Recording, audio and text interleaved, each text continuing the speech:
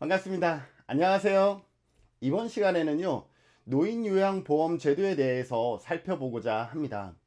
많은 분들이 집안에 어르신은 계시지만 노인요양보험을 어떻게 신청하는지 그 신청 절차에 대해서 잘 모르시고요. 또 등급을 받았을 때 어떠한 서비스를 받을 수 있는지, 그리고 어떠한 절차를 거쳐서 신청할 수 있는지, 이러한 가장 기본적인 내용들을 잘 모르세요. 그래서 이번 영상에서는 노인요양보험 제도에 대해서 같이 살펴보도록 하겠습니다. 같이 보실까요? 네, 이번 시간에 살펴볼 내용은요, 노인장기요양보험 제도의 이해입니다. 더불어서요, 이번에 노인장기요양보험 신청 절차와 서비스 이용 계약 절차에 대해서도 같이 살펴보고자 합니다. 어르신을 모시고 계신 가정에서 본 제도에 대한 정확한 이해가 필요할 듯하여 준비하였습니다. 같이 보실까요? 우선 이 노인 장기 요양 제도는요, 노인 장기 요양 보험법에 의해서 만들어지는데요. 노인 장기 요양 보험법은요, 2007년 4월 27일 제정이 됩니다. 그리고 실질적으로 노인 장기 요양 보험 제도가 실시되는 것은 2008년 7월부터 실시가 되죠. 노인 장기 요양 보험법에서 얘기하고 있는 목적을 살펴볼까요? 이 법은 노인 장기 요양 보험법은 고령이나 노인성 질병 등의 사유로 일상생활을 혼자서 수행하기 어려운 노인들에게 제공하는 신체활동 또는 가사활동 지원 등의 장기 요양 급여에 관한 사항을 규정하여 노후의 건강 증진 및 생활 안정을 도모하고 그 가족의 부양 부담을 덜어줌으로써 국민의 삶의 질을 향상하도록 함을 목적으로 하고 있다라고 얘기를 하고 있습니다. 여기에 상당히 다양한 내용들을 설명하고 있는데요. 우선 고령이라는 것은 65세를 기준으로 우리가 고령이라고 정했고요. 그럼 고령이나라는 것은 고령이 아니더라도 가능하다라는 거죠. 노인성 질병일 때는 뭐예요? 65세 미만이라도 가능하다라는 거죠. 어쨌든 고령이나 노인성 질병으로 인해서 중요한 것은 뭐다? 일상생활을 혼자서 수행하기 어려운 노인. 그러니까 이 서비스를 받을 수 있냐 없냐를 결정하는 것은 일상생활을 혼자 수행할 수 있냐 없냐예요. 돈이 많고 적음이 아니고 일상생활을 혼자 수행할 수 있느냐 없느냐가 중요한 판정 기준이 된다라고 보시면 될 것 같아요. 자, 이러한 어르신들이 요양 등급을 받으면 어떤 서비스를 한다? 신체활동, 가사 서비스. 신체활동이라는 것은 신체적인 접촉이 이루어지는 가운데 실시하는 활동이라고 생각하시면 돼요. 예를 들어서 머리 감기기, 목욕 서비스, 세수하기, 양치하기, 이러한 부분들은 신체적으로 접촉이 이루어지죠. 요양보호사 선생님과 어르신 간에 신체 활동이라 그러고, 가사 활동이라는 것은 뭐 청소해드리고 밥해드리고 빨래해드리는 이러한 가사 서비스를 얘기를 합니다. 이러한 사항을 규정하기 위해서 본 법이 만들어졌고, 자, 그것을 통해서 어떻게 되느냐? 어르신들이 노후에 건강 증진 및 생활 안정을 도모하고, 그러니까 1차적으로는 어르신의 생활 안정, 그리고 그 가족의 부양 부담. 2차적으로는 뭐예요? 2차적으로는 가족의 부양 부담. 자, 이 두 마리의 토끼를 잡음으로 인해서 결국 어떻게 하겠다라는 거예요? 노인도 아니고 가족도 아닌 전체가 되는 거죠. 국민의 삶의 질을 높이겠다라는 것이 노인 장기 요양보험법의 목적입니다. 상당히 거대하죠. 상당히 거대한 국민의 삶의 질, 상당히 거대한 것을 목적으로 하고 있는데, 그럼에도 불구하고 이렇게 목적으로 들어갈 수 있는 것은 노인의 문제가 아주 심각한 사회 문제로 대두됨에 따라서 어르신 당사자뿐만 아니라 그 어르신을 부양하는 부양 가족의 부담도 상당히 가중되면서 어때요?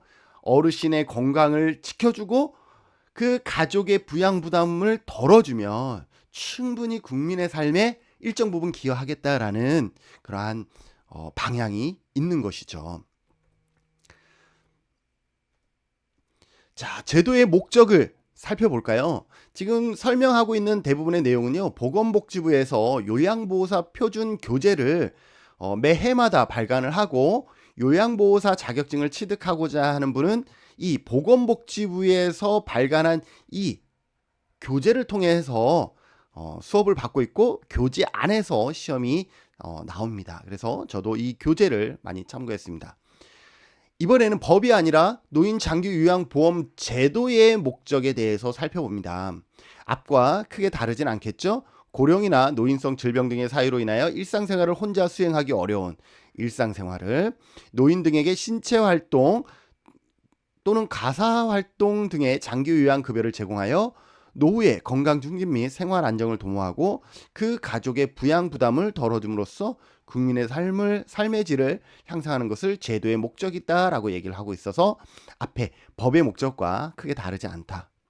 자, 여기에서 사업의 보험자와 가입자가 있는데 대부분의 사람들이요, 보험자와 가입자를 헷갈려 하시는 경우가 있는데 보험자는 어떤 거냐 하면 우리가 어떤 것을 청구했을 때 그에 해당하는 어떤 서비스라든지 이런 것을 제공해주는 그런 곳이다라고 보시면 될 것 같아요. 가입자는 서비스가 필요한 사람이다라고 보시면 되겠죠. 자, 그래서 이 노인 장기요양 보험의 보험자는 누구냐면 서비스를 제공해주는 이 제도의 실질적인 담당자가 누구냐면 국민건강보험공단입니다. 그래서 여러분들이 요양 등급을 신청하잖아요. 노인 장기요양 등급을 신청할 때 어디에다가 신청하냐면 국민건강보험공단에다가 신청을 하셔야 됩니다. 더불어서 가입자는 누구냐? 노인 장기요양보험의 가입자는 국내에 거주하는 국민, 또 국내에 체류하는 재외 국민 또는 외국인으로서 대통령이 정하는 사람으로 사람이 뭐가 될 수 있다? 가입자가 될 수 있다라고 보시면 될 것 같고, 우리 건강보험료를 납입하고 있는 모든 사람은 이미 장기요양보험료를 납입하고 있다라고 보시면 되겠죠. 자, 세 번째. 자, 그러면 장기요양급여의 대상자, 그럼 누가 이 급여를 실질적으로 받을 수 있느냐라는 거죠. 살펴봤더니 노인 장기요양보험급여의 대상자는 65세 이상인 자. 그래요. 우리가 노인이라 그러면 일반적으로 몇 살을 기준으로 노인의 나이가 결정이 될까요? 법적으로요. 법적으로 65세다? 60세다? 55세다? 에이, 무슨 55세? 50세다? 50세면 내가 포함되는데 막 이러시는 분들 있죠. 그러지 마요. 자, 우리나라에서 결론적으로 얘기하면 법적으로 노인의 나이는 몇 살이냐면 55세예요. 에이, 교수님 거짓말 하지 마세요. 무슨 노인의 나이가 55세예요? 맞아요. 제가 거짓말 하겠어요, 여러분들한테. 네, 고용보험법에 보면 55세를 고령자라고 얘기를 하고 있어요. 고령, 노령. 그죠? 우리가 유사하게 같은 단어로 쓰고 있잖아요. 그게 말이 안 돼요, 교수님. 그런가요? 그러면 정년법에 보면 정년법에 보면 노인의 나이를 60세로 하고 있네요. 그러면 60세가 맞는 것 같기도 하네요. 그런데 장기요양보험법에서는 또 65세가 연령 기준이 되고 있죠.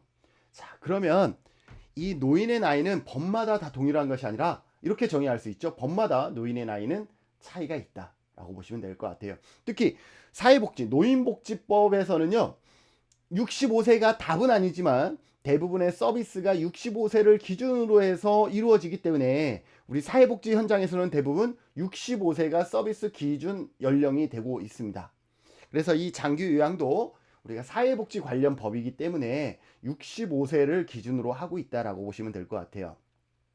만약에 고용이라든지 이러한 관련 자료를 찾아보면요, 60세를 기준으로 한 경우도 많고 또 고용보험법에 의한 55세를 기준으로 해서 논문을 쓰시는 분들도 많다라는 거 기억해 두세요. 법적으로 65세가 노인의 나이의 전체는 아니다라는 것 확인하셨죠? 자, 다시 화면으로 넘어가겠습니다. 자, 65세 이상인 자 또는 65세 미만이지만 어떠한 분도 노인성 질병을 가진 자도 어떻게 하면 거동이 불편하거나 치매 등으로 인지가 저하되어 6개월 이상의 기간 동안 혼자서 일상생활하기 어려운 사람. 자, 중요한 건 뭐예요? 6개월 이상의 기간 동안 가이드를 정해놨네요.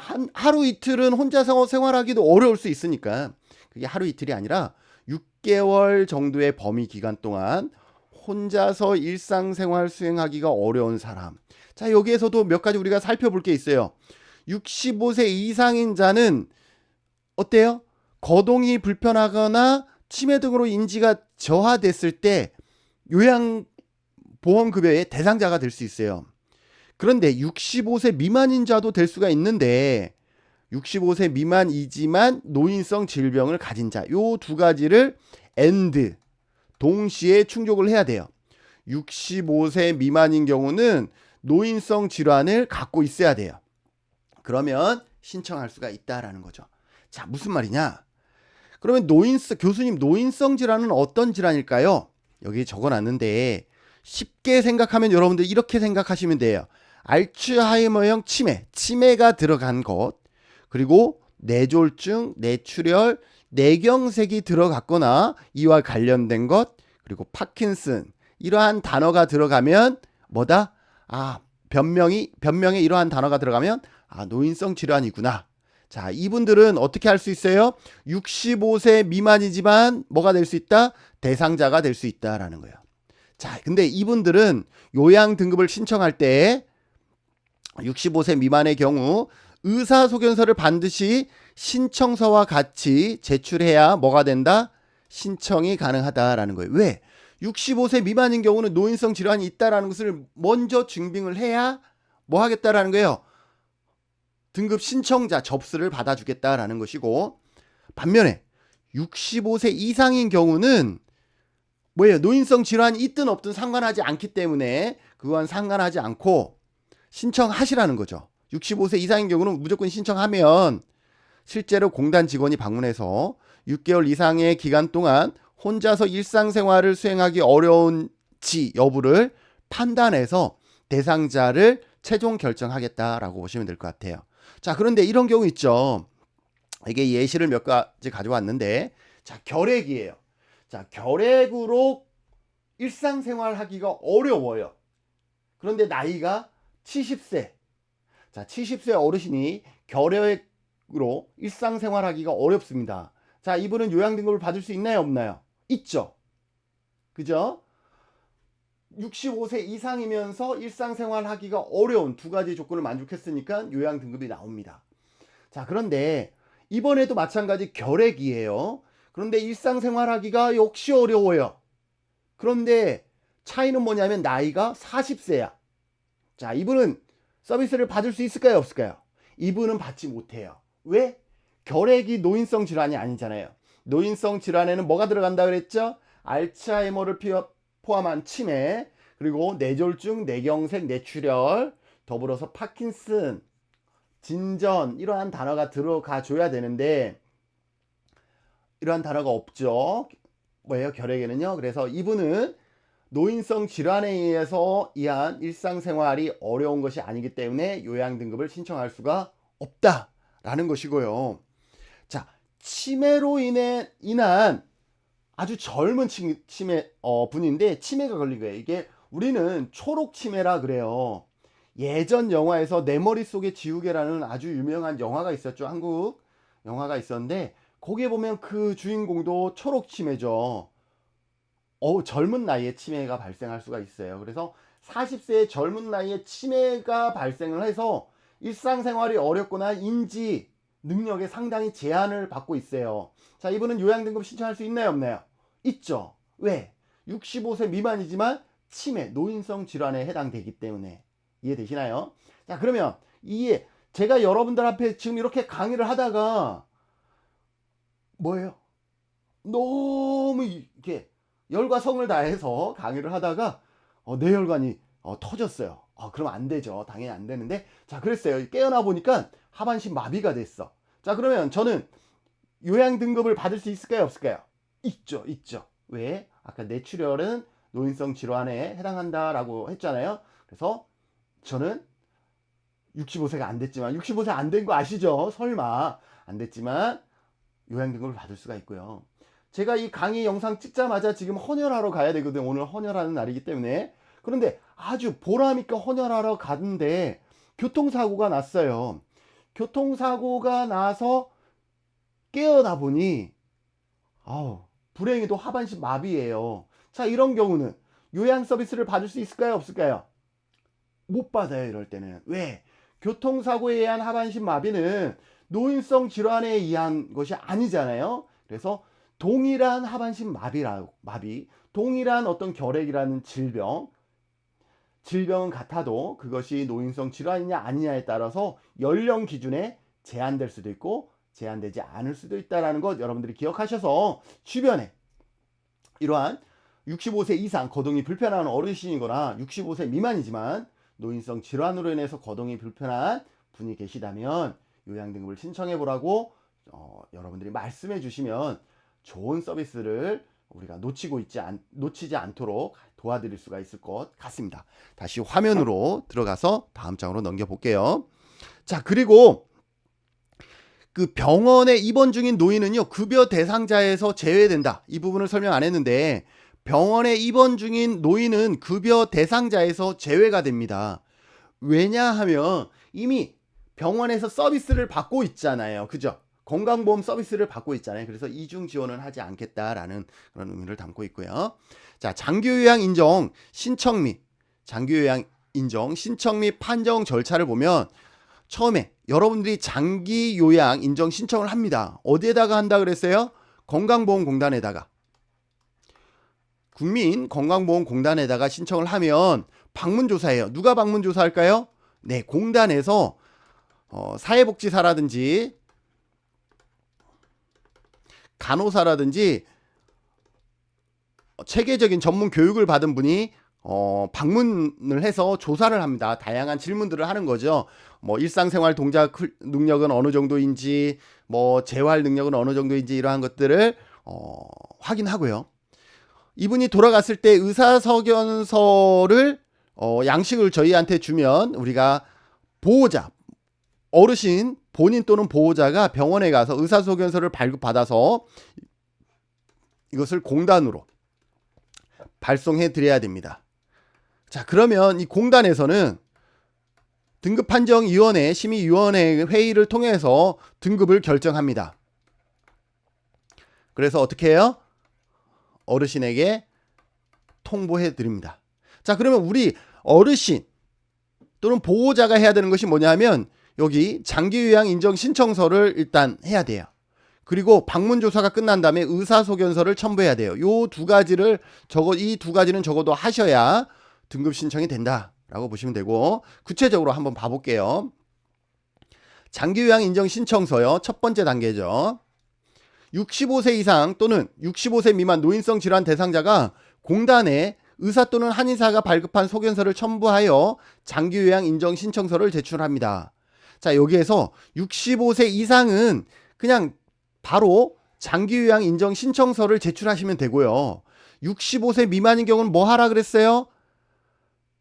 의사 소견서를 같이, 요 두 가지를 같이 해서 어떻게 해요? 신청서를 제출하라고 얘기했죠. 65세 이상인 경우는 신청서만 제출하면 되고, 65세 미만인 경우는 의사 소견서를 사전에 같이 첨부해서 하시면 됩니다.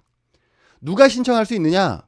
본인 신청 가능하고요. 가족이나 친족 또는 이해관계인이 신청이 가능합니다. 그리고 사회복지 전담 공무원도 신청이 가능하죠. 그래서 시장, 군수, 구청장이 지정하는 자가 신청할 수 있다라고 되어 있는데, 본인이 신청할 수도 있고 친족이 신청할 수도 있고 또 이해관계인도 신청할 수 있고 사회복지 전담 공무원도 신청할 수가 있는데, 여기에서 뭐냐면 본인이나 가족 등의 동의는 필요하다라는 거예요. 이게 초창기에 이 법이 나왔을 때 본인과 가족의 동의 없이 신청이 막 들어오는 경우가 있었어요. 상당히 위험한 일이었죠. 자, 그래서 장기요양 인정을 신청할 때 그러면 필요한 서류는 뭐냐? 필요한 서류가 뭐예요? 라고 물어보면 일단 장기요양 인정 신청서가 있어요. 신청서 어디 가서 다운받으면 되겠어요? 네, 건강보험공단의 노인 장기요양보험 그 사이트로 들어가시면 롱텀 케어 치시면 되는데요. 들어가시면 신청서가 있어요. 그 신청서를 작성하시고 신청자의 신분증이 필요합니다. 무슨 말인지 아시겠어요? 보호자가 신청을 했으면 보호자의 신분증이 필요해요. 왜냐하면 보호자가 맞는지 아닌지 누가 신청했는지는 확인해야 이게 뭐예요? 본인의 의사에 따른 신청인지 아닌지를 확인할 수가 있기 때문에 신청자 신분증이에요. 자, 그리고 대리인이 신청할 때도 대리인의 신분증이 필요하다라는 거예요. 그래서 여러분들이 만약에 아드님이 신청을 할 때도 아드님의 신분증이 필요해요. 그러면 어떻게 되느냐? 장기요양 신청서와 이번에는 대리인의 신분증이 들어가시면 돼요. 어르신의 신분증은 안 들어가도 돼요. 대리인이 신분증이 들어가면 뭐예요? 부모 자식 간의 관계이구나 이것을 확인할 수가 있기 때문에 본인이 할 때는 본인의 신청서, 그리고 대리인이 할 때는 신청서와 대리인의 신분증 이것이 같이 첨부되면 된다. 이 두 가지 기억하시고요. 자, 방문조사. 자, 방문조사는 누가 한다 그랬죠? 네, 공단 직원이 사회복지사나 간호사 등이 신청인의 거주지를 직접 방문합니다. 보통 뭐 빠르면 뭐 하루에서요. 보통 일주일 이내에 방문을 하는데 물론 밀려 있는 그런 어떤 신청자가 많이 갑자기 신청자가 늘었거나 이랬을 때는 좀 기간이 달라질 수 있겠죠. 어쨌든 방문하여서 심신 상태를 나타내는 장기요양 인정조사 항목에 대해서 조사를 합니다. 신체 기능 12개 항목이고요. 인지 기능 7개, 행동 변화 14개, 간호처치 7개, 재활 10개 등 많은 50여 개의 문항의 질문을 통해서 어때요? 이것을 점수합니다. 예를 들어서 이거예요. 공단 직원이 찾아와서 어떤 걸 하냐면요. 참 재미있는데요. 이래요. 평상시에 보호자가 어머니와 같이 있을 때 어머니 저기 일어나서 저기 화장실까지라도 좀 걸어 다니시는 연습 좀 하셔야 돼요. 물 정도는 직접 떠서 드셔야 어머니 관절 운동도 되고 조금 돼요. 가만히 누워 있으면 안 돼요. 그러면 어머니가 어때요? 보통 아이고 죽어가는 사람한테 이거저거 시키냐? 시키지 말라. 아이고 제주도 사투리 죄송합니다. 네, 그렇게 얘기해요. 그런데 참 신기한 게도요. 공단 직원이 와서 어머니 일어나서 걸으실 수 있어요? 그러면 무사 일어날 수 있주게. 이것도 제주도 사투리예요. 일어날 수 있어. 그러면서 버떡 일어나서 걸어가요. 보호자 입장에서는 기가 막힐 노릇이죠. 어머니가 거동이 불편해서 신청을 했는데 공단 직원이 왔더니 펄펄 걸어. 평상시에 진짜로 못 걸으셨던 분들도 그러세요. 그런 경우들이 상당히 많은데요. 어쨌든 그렇게 공단 직원이 질문했을 때 할 수 있다라고 하면 0점이 되겠죠. 다른 사람의 도움을 받아서 누가 부축해서 걸을 수 있다 그러면 부분 도움 1점이 될 것이고, 직접 수행할 수 있다 그러면 2점이 되겠죠. 이런 식으로 그 점수를 전부 다 측정을 하는 거예요. 점수를 전부 다 그 항목별로 점수를 전부 다 목록화해서 점수화하게 됩니다. 그래서 점수가 높으면 예를 들어서 95점 이상이면 1등급 이렇게 판정이 되게 됩니다. 자, 세 번째요. 자, 방문 조사가 끝나면 담당자는 돌아갑니다. 돌아가는데 발급 일회서를 공단에서 가정으로 송부해줘요. 이분이 돌아간 다음에 공단으로 간 다음에 공단에서 가정으로 어르신 가정으로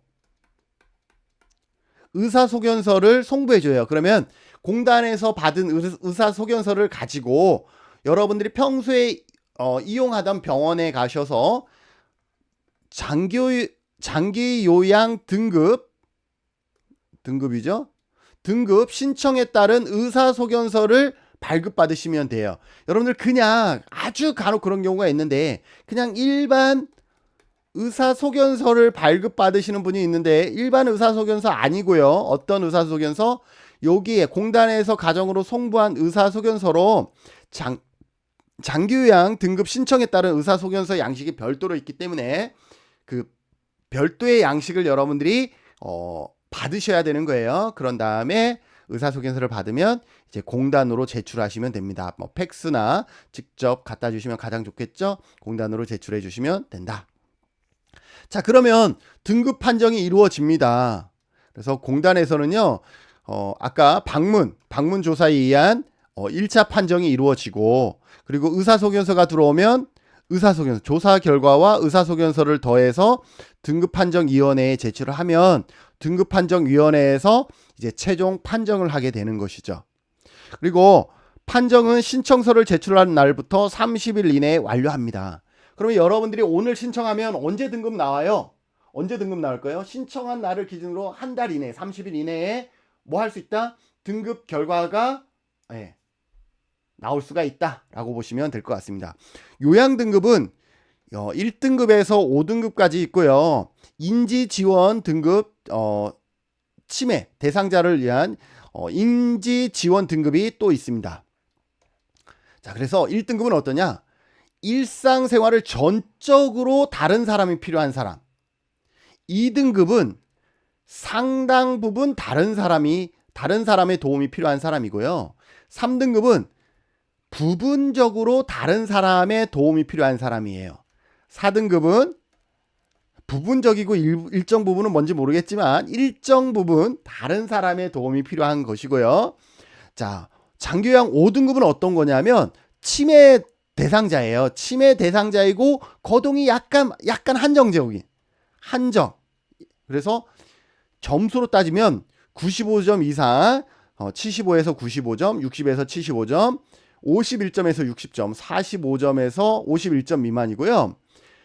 치매가 있는데 일상생활은 큰 지장이 없어. 그러면 치매가 있잖아요. 그래서 인지지원 등급이라 그래서 45점 미만인 경우, 치매가 있을 경우, 여기는 반드시 뭐가 있어야 돼요? 치매가 있는 경우 인지지원 등급으로 등급을 받으실 수 있다. 이렇게 생각하시면 될 것 같습니다. 자, 다음으로요. 이제 통보죠. 공단은 장기요양 등급, 장기요양 급여의 종류 및 내용이 담긴 장기요양 인정 신청서와 적절한 서비스 내용과 횟수, 비용 등을 담은 표준 장기요양 이용 계획서를 수급자나 보호자에게 제공합니다. 그래서 통보를 받을 때 두 가지 서류를 받는데 크게 뭐냐면 장기요양 몇 등급 나왔다라는 인정서와 그리고 표준 장기요양 계획서, 이용 계획서라 그래서 어느 정도 서비스를 받으면 좋을 것이다 라는 그런 계획서, 요 두 가지를 받게 된다. 그리고 이렇게 등급을 신청하면 이게 무한정으로 그 등급이 유지되는 것이 아니라요. 장기요양 유효 인정기간은 최소 1년입니다. 1년 이상으로 하는데 첫 해년도에 등급을 받으면 1년이에요. 그래서 과거에는 1년에 한 번씩 계속 갱신을 했었거든요. 그런데 지금은 자, 두 번째 등급을 신청해서 두 번째 등급이 똑같이 1등급이야. 같은 등급, 직전이랑 같은 등급이 나오는데 1등급인데 또 1등급으로 나와. 그러면 유효기간을 4년으로 연장시켜줘요. 4년 후에 다시 갱신하면 되는 거예요. 2에서 4등급인데 동일하게 3등급인데 또 3등급이 나와. 그러면 유효기간을 3년으로 기록해 준다라는 거죠. 3년 후에 다시 갱신하시면 되고요. 5등급 또는 인지 지원 등급인 경우는 2년 후에 갱신하시면 된다. 이렇게 보시면 될 것 같습니다. 갱신은 언제부터 하냐면요. 90일 전부터, 기간이 만료되는 90일 전부터 30일 전까지 하셔야 됩니다. 왜 30일 전까지 하는지 아시겠어요? 30일 전까지 해야 만료되기 전에 새로운 등급이 나오겠죠. 25일밖에 안 남았어. 그러면 어떻게 되냐면 등급이 끝나버려요. 왜냐하면 판정을 며칠이에요? 30일 동안 할 수 있잖아요. 그러면 여기에서 단절이 돼버려요. 그렇기 때문에 적어도 이럴 때는 재신청을 해야 되는 것이고 30일 이전에는 갱신을 할 수가 있다라는 거예요. 갱신과 재신청은 뭐예요? 갱신은 자기의 고유 번호를 계속 가지고 가는 것이고 재신청은 번호 자체가 새로 바뀌어 버리는 거죠. 그리고 갱신했을 때는 이러한 혜택을 볼 수가 있는데 재신청을 하면 이러한 혜택을 볼 수가 없죠. 이러한 혜택을 볼 수가 없다라는 거. 그래서 여러분들이 90일에서 30일 만료 전 90일에서 30일 전에 반드시 갱신을 하시는 게 좋다. 자, 그러면 받을 수 있는 급여의 내용은 뭘까요? 재가급여와 시설급여가 있는데 재가급여는 가정에서 생활하면서 방문요양, 방문목욕, 방문간호, 주야간보호, 단기보호 이러한 서비스를 받는 것이죠. 자, 그러면 이러한 서비스의 장점과 단점이 있어요. 여러분들이 그것을 생각하셔서 고민하셔서 급여 내용을 결정하시면 될 것 같은데, 자, 재가급여의 장점, 집에서 생활하면서 서비스를 받는 것의 장점은 뭐냐면 평소에 생활하는 친숙한 환경에서 지낼 수 있고 사생활이 존중되죠. 나 혼자 생활하고 있기 때문에 내가 좋아하는 것을 마음껏 할 수가 있잖아요. 반면에 단점은 의료, 간호, 요양 서비스가 단편적으로 진행되기가 쉽다라는 거예요. 집에 있기 때문에 누군가가 꾸준하게 와서 지속적으로 요양이나 간호 서비스를 제공해 주지는 않을 것이다 라는 것. 그리고 혼자 살고 있기 때문에 긴급한 상황에서 신속하게 대응하기가 어렵다. 물론 보호자가 있어도 보호자가 상시 곁에 있는 건 아니기 때문에요. 이러한 장단점이 있고요. 시설급여도 마찬가지죠. 시설은 가정에서 생활하지 않고 노인요양시설이나 노인요양 공동생활 가정 등에 입소하여 신체활동 지원 및 심신기능의 유지 향상을 위한 서비스를 제공받는데 노인요양시설이나 요즘은 노인요양 공동생활 가정 그룹홈의 형태가 있는데요. 요양시설은 10인 이상이고 그룹홈은 9인 이하예요. 구분되시죠? 장점은 뭐냐? 생활시설의 장점은 의료, 간호, 요양 서비스가 종합적으로 제공받을 수가 있어요. 안정적인 식사도 할 수 있고 안정적인 케어도 받을 수가 있다라는 거죠. 반면에 단점은 뭐냐? 상기, 재가 서비스의 장점과 맞물리죠. 지역사회 내와 떨어져서 지낸다라는 것. 그리고 개인 중심의 생활이 아무래도 어렵겠죠. 많은 분들이 같이 생활하다 보니까요. 그리고 특별현금급여가 있는데 장기요양보험제도에서는 특별현금급여는 재가급여와 시설급여를 받을 수 없을 때 지급하는 것으로 가족요양비, 특례요양비, 요양병원 간병비가 있는데 실제로 요양병원 간병비는 지금 시행이 안 되고 있는 걸로 알고 있어요. 예산이나 여러 가지 문제로요. 수급자가 요양병원에 입원했을 때 장기요양에 사용되는 비용의 일부가 지급되는 현금급여를 말하는데 아직 이렇게 지급되고 있는 사례는 없는 것 같아요. 그리고 가족요양비는 뭐냐면 도서벽지나 장기요양기관이 현저히 부족한 지역에 어르신이 거동불편한 어르신이 계세요. 그런데 누가 없어? 방문할 요양보호사가 없는 거예요. 그러면 어떻게 되겠어요? 서비스를 못 받겠죠. 누구는 그럼 서비스 받고 우리는 도서벽지에 사니까 서비스 못 받아? 이런 억울함을 좀 덜어주기 위해서 그런 경우 도서벽지나 천재지변, 수급자의 신체, 정신적, 성격상의 이유로 다른 외부의 방문 요양보호사의 활동이 어려울 때 가족이 서비스하는 것도 뭐예요? 일정 부분 인정해 주겠다라는 거예요. 일정 부분. 그래서 많지는 않지만 월 10만 원 상당의 가족 요양비를 주겠다라고 보시면 될 것 같고 특례요양비는 장기요양기관이 아닌 노인요양시설 등의 기관 또는 시설에서 재가급여, 시설급여에 상당하는 장기요양급여를 받을 경우 수급자에게 지급되는 현금급여를 말한다. 그건 무슨 말이에요? 장기요양기관은 아닌데 노인요양시설이다? 이거는 법을 좀 아셔야 되는데 2008년 7월 이전에는 뭐예요? 노인요양시설이 있었죠. 노인요양시설이 있었는데 이 노인요양시설의 기준은 수급자냐 아니냐 이게 판정 기준이었잖아요. 근데 장기요양법이 도입되면서 이제 어떻게 돼요? 대상자의 선정 범위가 달라졌잖아요.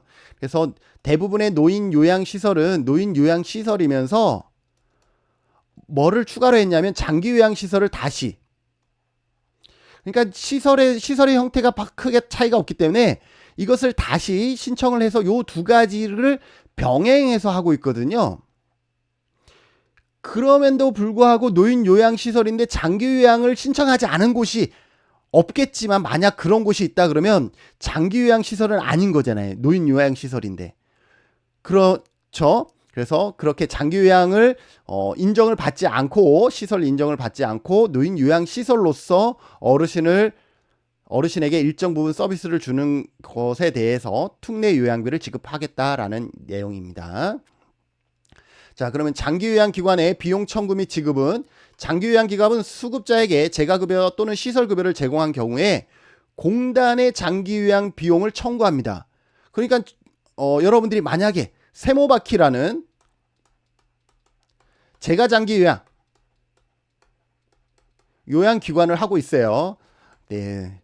실제로 제주도에서 제가 운영하고 있는 기관인데요. 자, 여기에서 우리가 서비스를 했다 그러면 우리가 누구한테 비용을 청구하냐면 서비스는 어르신에게 서비스가 나가지만 비용 청구는 어디에다가 공단에다가 비용 청구를 하게 됩니다. 그러면 공단에서는 장기요양 기관으로부터 청구를 받았잖아요. 그러면 심사에서 어떻게 해요? 지급해 준다라고 보시면 될 것 같습니다. 그리고 재원 조달에서는요, 이 노인 장기요양보험 제도가 운영되기 위해서는 세 가지의 재원이 더하게 됩니다. 우리가 내고 있는 장기요양보험료와 국가에서 일정 부분 지원해 주고요. 그리고 본인 일부 부담금이 있습니다. 그래서 우리가 내는 보험료, 그리고 국가에서 일정 부분 지원, 그 다음에 본인 부담금이 있는데 본인은 어르신이 내는 거거든요. 실제 서비스를 받고 있는 어르신이 내는 건데 본인 부담금 여기까지 하고 마칠게요. 시설 서비스를 받는 경우는 시설 서비스 비용의 20%, 재가급여를 받는 경우는 재가 서비스 비용의 15%를 냅니다. 감경자도 있는데요. 40% 감경자. 보험료 감경 대상자라 그래서 여러분들이 내고 있는 건강보험료를 기준으로 해서 산정을 하는데 그 보험료가 25% 초과 50% 이하인 자는 40%를 감경해 주는 거죠. 그래서 20%에서 40%를 감경해 주면 시설급여는 12%, 재가급여는 9%만 내면 되는 거예요. 훨씬 저렴해졌죠. 그리고 차상위 계층이나 아까 보험료 경감, 보험료 순위가 25% 이하인 경우는 어때요? 시설은 8%, 재가는 6%만 내면 돼요. 아, 여기에 그게 없네요. 누구는? 생활보호 대상자, 수급자는 100% 어때요? 무료이다, 무료. 무료로 서비스를 받을 수 있다라는 것 기억해 두시면. 자, 노인 서비스 전달 체계. 만약에 어르신이 이제 등급을 신청하려고 그러면 어디다가 신청을 하냐면 여기 1번. 요양 등급을 신청해요. 그러면 2번 요양 등급을 통지를 해요. 어르신에게. 공단에서요. 공단에서. 그러니까 여러분들이 공단에 신청을 하고 공단에서 통지를 받아요. 그러면 여러분들이 등급이 있잖아요. 어르신 등급을 확인했잖아요. 등급받은 어르신은 이제 어떻게 하냐면 장기요양기관에다가 서비스를 의뢰해요. 서비스를 의뢰하면 장기요양에서는 또 어르신에게 서비스를 제공하는 거죠. 3번, 4번. 자, 그러면 어떻게 되느냐? 이 공단에서 재가기관은 어르신한테 서비스 나갔기 때문에 공단에다가 5번 비용을 청구하게 됩니다. 그러면 공단에서는 심사를 해서 그 비용을 지급해 주는 거죠. 그러면 여기에는 돈이 생겼죠. 그죠? 활동비. 그리고 이 장기요양기관을 설치 운영하려고 그러면 어때요? 보건복지부 시도 시군구에서 어떻게 해요? 여기에다가 신고를 하여야만이 운영할 수가 있다라는. 그래서 이 전체적인 시스템은 이렇게 흘러가고 있다. 그래서 여러분들 등급 신청할 때는 누구하고? 공단하고 하시고, 공단에서 등급을 받으면 누구하고? 이 장기요양기관과 서비스 이용 계약을 체결하시면 되겠습니다. 나머지는 국민건강보험공단과 장기요양기관이 알아서 나머지 일들은 다 처리해 줄 거라고 주고 있습니다. 장기요양급여 중복수급 금지. 제가 욕심이 많았네요. 이것저것 많이 집어넣습니다. 수급자는 재가급여, 시설급여 및 특별현금급여를 중복하여 받을 수가 없고요. 그렇기 때문에 재가급여를 받으면서 시설급여를 받을 수가 없죠. 시설에 입소했기 때문에. 그래서 요 세 가지 중에 하나만 받을 수 있고, 다만 가족요양비 수급자 중 기타 재가급여를 받는 경우에는 그러지 아니한다 그랬는데, 여기서 기타 재가급여는 뭐냐 하면 아까 설명은 안 됐지만 복지용구 대여가 있어요. 복지용구 사업은 받을 수가 있는 거죠. 그리고 수급자는 동일한 시간에 방문 요양, 방문 목욕, 방문 간호, 주야간 또는 단기 보호 급여를 동시에 받을 수 없어요. 동시에. 두 가지 이상 받을 수 없다라는 것은 동일한 시간대에 동시에는 안 돼. 그런데 무조건 안 되는 것이냐? 아니에요. 방문 목욕과 방문 간호 또는 방문 요양과 방문 간호는 방문 간호의 특성상 부득이한 경우에 동일 시간대에 불구하고 각각의 급여를 받을 수 있다라는 거예요. 목욕이 끝나자마자 바로 소독하면 좋겠죠. 그래서 이런 경우는 기다리는 것이 아니라 약간 시간이 중복되더라도 인정을 해주겠다라는 내용을 담고 있습니다. 네, 어디에서 읽었던 시입니다. 나 젊어 노인 되고 노인 젊어 나였으니 나와 노인 따로 없다. 어르신 공경하는 마음으로 함께 해주셨으면 좋을 것 같고, 자, 이번 영상 좀 길었는데요. 다음 영상은 실제 그러면 요양원에 모셨을 때 아니면 제가 서비스를 받았을 때 실제 본인 부담금 얼마 내요? 그 질문의 답을 제공하겠습니다. 또 우리 동네 시설은 어떻게 검색해요? 등급 받았는데 우리 동네에 어떤 시설이 있는지 어떻게 확인해요? 관련 정보를 제공하겠습니다. 그리고 가끔 이런 질문도 하시는 분들이 있어요. 요양원과 요양병원의 차이가 뭐예요? 이 모든 정보를 다음 영상에 담아 보겠습니다. 다음 영상도 함께 해 주십시오. 아직 구독하기 안 왔으면 구독하게 해 주시고요.